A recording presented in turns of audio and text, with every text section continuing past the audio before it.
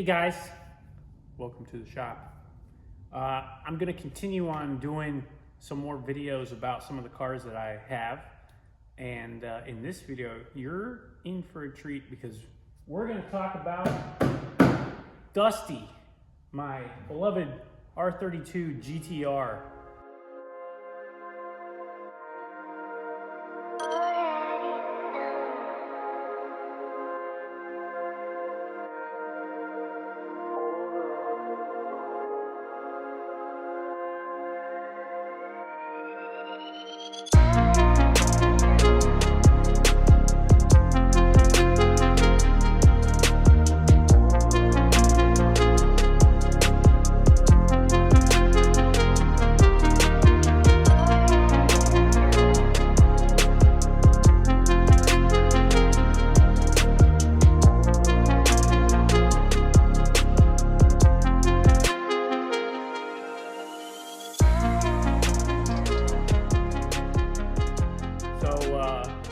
Got my HKS sweater on. It's cool out here. It's a Florida winter day. It's Florida winter, all week of it.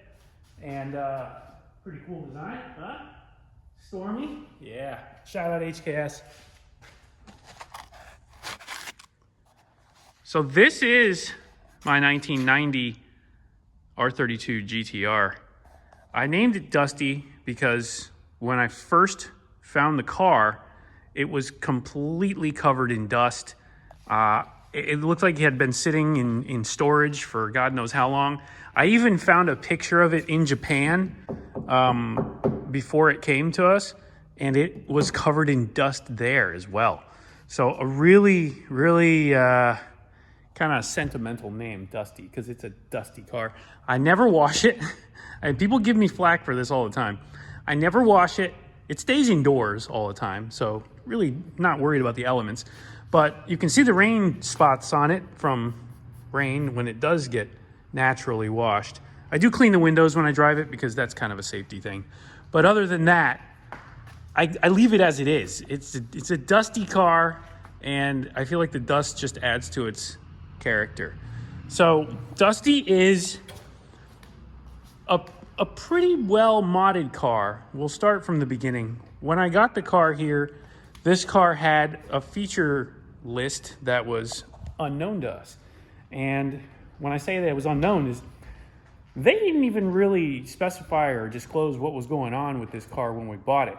And we kind of discovered it after picking the car up.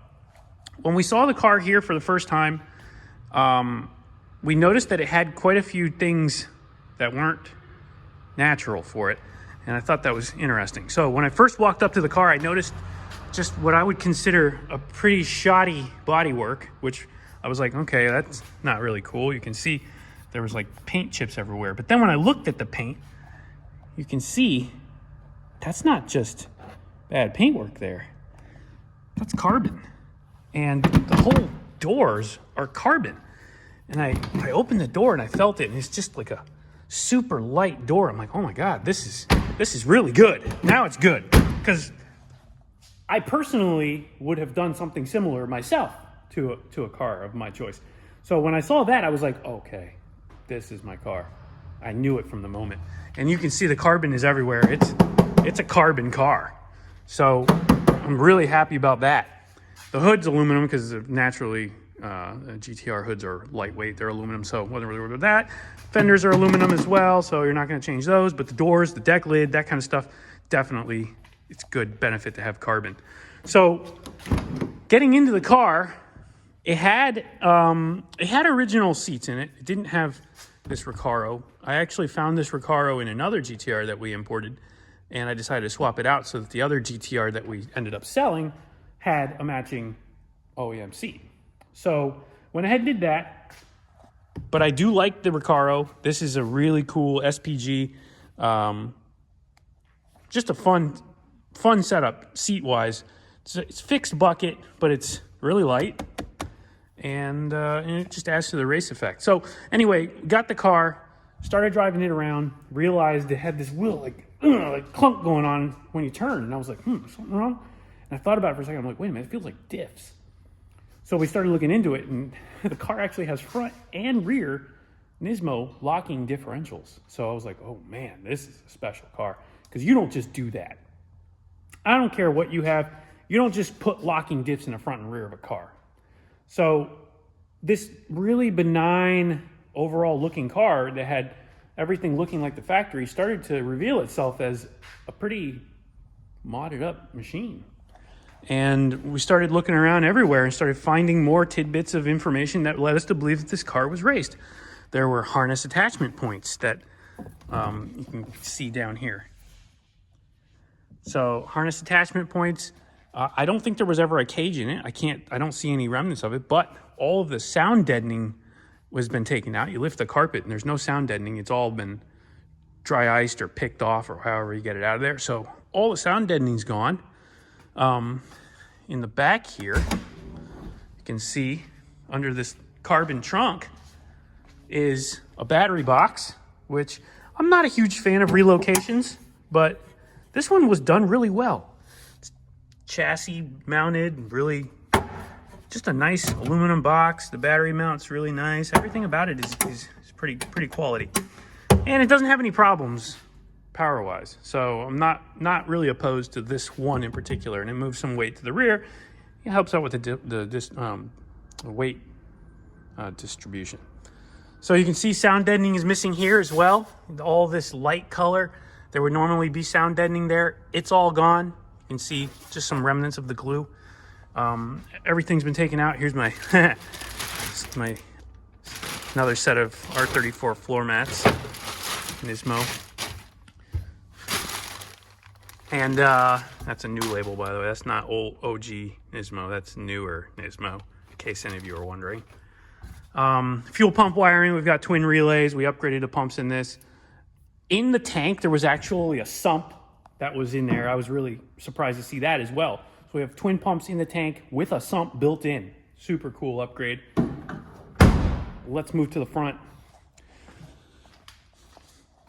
Under the hood is where all the magic happens, in my opinion. Well, most of it at least. In case you didn't know, I like HKS. So here is Dusty's heart. We've got a ton of HKS goodies under here. I don't even know where to begin, but I'll try somewhere here. So I guess if you want to start at the top, we can say we've got HKS intakes, HKS piping. This is pretty hard to find piping. You'll notice it's kind of Nismo-ish. But anyway, really, really high-flowing piping. It works. We've tested this performance-wise. It makes a big difference, especially at these power levels. HKS 2530 turbos that have been redone. They're like new now, updated cartridges. But the 2530 housings are proprietary to HKS, and they are the secret for making power. So if you've got a set of old 2530s, rebuild them. Don't replace them. Rebuild them. They are very, very high-flowing. HKS 272 cams, coil packs. You can see we've done the coil pack conversion. These are actual HKS branded pieces. HKS timing belt, pulleys, fuel rail, fuel system as well. We've got the 1150cc injectors, and the fuel rail is kind of a thing. I'll tell you how this fuel rail is better than factory in this case. This fuel rail has an even distribution. It has 2 inlets instead of 1 inlet, so you're never starving the back of the rail. The outlet is here in the center, so pressure is the same on both ends of the rail all the time.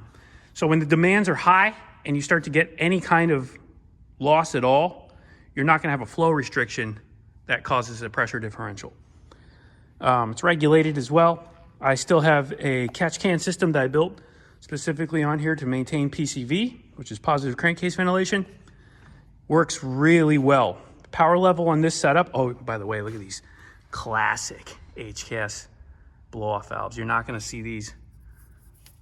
You will not see those, I promise you. So power level at this stage or this setup, we're running E85 with a Haltech ECU controlling it, and we are making around 675 to the wheels on this dyno. On a dyno jet, this would be probably 720, 730 at the wheels, and that's over 800 at the flywheel. It's a pretty healthy setup. For the street, it's pretty wild, especially with the locking differentials. We have a differential controller as well that allows us to change the split, but I usually keep it 50-50 when I'm racing, and it is hectic on the road. This car breaks 4 tires loose into 3rd gear. Tires-wise, we don't have anything super special, and that's probably the main reason why. But these wheels had these tires on them. These are Japanese wheels. They're Eagle Rev Spec RSO2s. Really cool. You do not see these in the US. I think they're like a lighter weight tire too, because this whole package was very light. This is a good year. These are 255s all the way around, as you can see right there. 255 4017s. They are on Ray's Engineering Volk G2s. So these are the VR G2s. You can see right here. Really rare. They're back cut, super light. They're actually a little bit lighter than the stock wheel, which is magnesium, and that's insane. I weighed these tires and wheels together, and they were actually lighter than the factory combination. Insane. And 17-inch. And we needed that 17-inch to clear these, well, maybe we didn't need it, but it helped a lot, to clear these oversized rotors, and they're 2-piece oversized rotors, DBA, with Brembos, so we're not using the factory, the Nissan brakes. These are actually the big boy Brembo brakes. You saw these in the R33s, and you saw these at the end of the R32 GTR production in the special model. So suspension-wise, we've got HKS coilovers, because you know how we roll.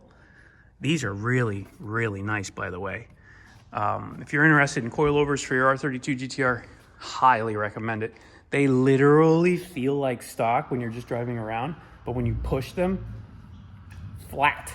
They do not give in. They're very, very flat and solid.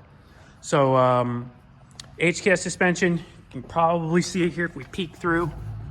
See if I can, you can see the white right there. It's kind of hard to see, but it's there. XZE twin disc hyper twin clutch, because slipping is not an option. Nismo 10% short shifter right here with the Nismo knob. And this is the rubber knob, but I also have for flex, for when I want to flex on people, if I can find it, I have the titanium knob. Oh yeah. Look at that. Nismo, baby. Pretty cool. On the dash, you see a Nismo old logo cluster. That's the old logo. Mileage, probably not accurate as most Japanese cars, but man, I make use of this, I'll tell you that. 10,000 RPM tack, we get to 9. Right at 9,000 RPM is our rev limit. I shift at like 87, 8,800 usually. Haltech can gauge, diff controller. There's a boost controller here, but it's just for aesthetics because it's old school. Does not function anymore. We're not using it, but old school HKS stuff, the old EVC. It still functions, but it's not functioning on this car. So good product, just not using it per se. Momo wheel right here, as you can see, and HKS floor mats, because why not? If you don't have these, are you really an HKS fanboy? Let's be honest. So pretty much rounds out everything, I think. I think we've covered most of it on this car. It is running E85, like I said. We're using a flex fuel sensor on the Haltech, so everything functions naturally as far as that goes. But just a overall fantastic car. Oh yeah, Mishimoto radiator, sponsored by Mishimoto, you know. That's a joke, in case you're wondering. But it is a good radiator. It works fine on this car. So, not trying to score any show points here. I just put this car together the way I felt was the best for it. And so far, it has not let me down. This car weighs in under 2,900 pounds. And at that power to weight ratio, you can just imagine how much fun this car is on the road. It rips. That's the best way to put it. Oh yeah, HKS intercooler. Forgot to mention that. with piping, clearly. So that's the basics. Hopefully you guys get a better picture now of what Dusty's working with and what it's all about. Oh yeah, titanium exhaust. I forgot to go around the back here. We'll show you. So we got titanium exhaust. I got a little carbon plate there. If you ever see this sticker, you know it's probably Dusty. Look at that titanium. All lightweight stuff. Also forgot to mention we have ABS and Hikers delete on this too, which takes away quite a bit of weight as well. Full deletes. I kept it as light as possible. So wiper delete, another little plus there. And everyone always asks me about that plaque on the dash. It's covering a hole, okay? So don't hate. Oh yeah, look, I also forgot we've got a master cylinder brace right here. That's a big plus on these cars too. It helps out a lot with pedal feel. Yeah, I guess that's about it. That rounds it out. So anyway, that's Dusty. That is the chop monster. Show you a little clip here or idling. And I just never get tired of that sound. And hopefully you don't either. So anyway, hope you guys enjoyed that little tour, little behind closed doors tour of Dusty in the shop here at a quiet moment. And I'll see you guys on the street or in the next one.